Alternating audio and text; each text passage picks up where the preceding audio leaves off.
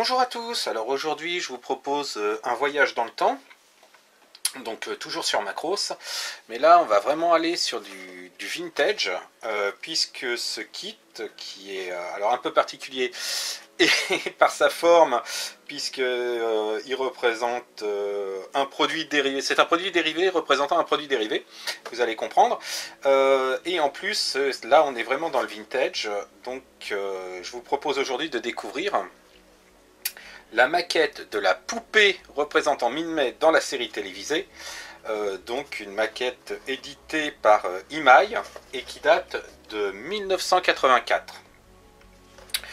Donc c'est une maquette qui n'a jamais été rééditée, donc là je suis vraiment dans le vintage, on ne peut plus vintage. Et donc, comme je vous disais, la particularité, c'est qu'elle ne représente pas un mecha, elle ne représente pas un personnage, mais elle représente la poupée Minmay que l'on voit dans la série télévisée, donc une petite poupée qui se déplace, qui chante, qui danse. Donc bien évidemment, celle-ci ne chante pas, hein, à moins qu'ils me prennent l'envie de mettre un haut-parleur à l'intérieur avec un fil discret relié à un lecteur de MP3 dans la vitrine. Mais bon, là, ça serait beaucoup de travail pour pas grand-chose en résultat derrière. Mais elle a quand même certaines particularités dont je vais pouvoir vous parler par la suite. Donc, pour reprendre, on va vite faire le tour de la boîte. Donc, elle représente la poupée. Avec ici un autocollant, je crois, si je ne me trompe pas, qui est plus ou moins promotionnel pour le film qui sortait à la même période, il me semble. Ici, sur le côté, on a une représentation dessinée du modèle final, mais ce ne sont que des dessins. De l'autre côté, des dessins promotionnels d'autres kits de chez Imai, donc représentant, alors il existait des figurines à monter et peindre, donc de Roy Fokker, Lin Minmay en tenue robe chinoise, Misa Ayase et Hikaru. Et ils ont fait ensuite des lots où chacune de ces figurines était avec un mecha au 1/120e, je crois. C'est les mêmes échelles que pour les Macross Factory. Donc Roy avec un fighter en version fighter, donc Minmay avec un Gearwalk, Misa avec un Battloid et Hikaru avec un fighter mais avec les jambes déployées pour se poser. Donc là avec le reflet évidemment vous n'avez pas bien vu.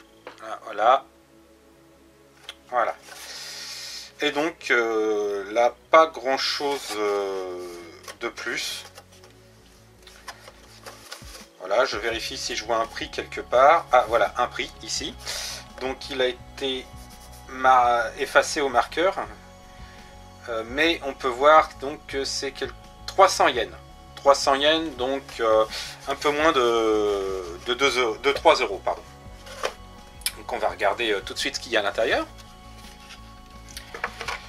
Donc une notice, je ne sais pas si elle était blanche avant, mais là en tout cas elle a bien jauni.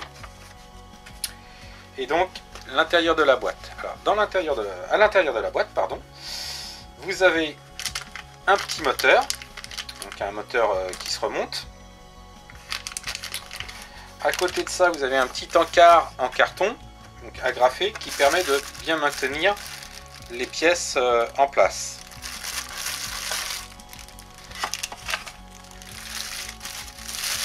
Alors, les grappes, il n'y en a que deux, hein, c'est assez simple. Donc, vous avez ici les jambes, les mains, l'arrière et l'avant de la tête.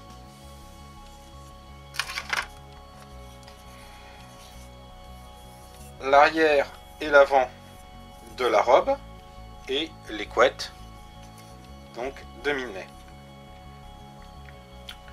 Donc, je pense que voilà, le montage va être relativement aisé. Donc la notice. Donc vous avez ici une photo du modèle monté et peint, en noir et blanc, hein, bien sûr, avec les références pour les couleurs. Donc rose pour les bandeaux dans les cheveux, rouge pour la robe.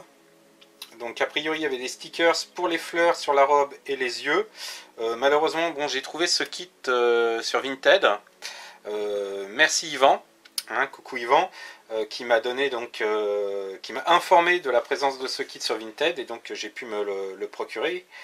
Il sait que je suis assez friand des kits vintage, macros et en plus originaux.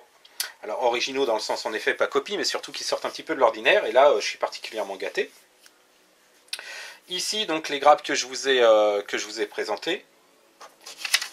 Et derrière nous avons donc le montage détaillé, donc pas très difficile, hein. On assemble ici les jambes sur le moteur. Donc c'est un moteur, on le remonte et puis après les jambes vont se déplacer. Donc vraiment des jouets de mon enfance. Ici donc on assemble l'avant et l'arrière de la robe en insérant les bras qui ont des petits ergots. Mais là bon déjà la modif je la vois facile, c'est que les ergots je vais les retirer pour pouvoir assembler la robe et donc atténuer la ligne de colle avec de la putty et ensuite peindre. Donc pour me faciliter la vie au niveau peinture, je m'arrangerai pour pouvoir mettre ces pièces dans un deuxième temps. Et ici la même chose pour la tête, hein. On a l'avant et l'arrière ainsi que les couettes qui s'insèrent sur un ergot qui est sur la robe. Pareil, hein, l'ergot je le retirerai, j'assemblerai la tête avec la peinture et tout ce qui va bien, et ensuite je collerai sur la robe à la fin. Voilà, bon bah il n'y a plus qu'à, je vous donne rendez-vous alors pour vous dans quelques secondes, pour moi dans quelques semaines, pour vous présenter le résultat.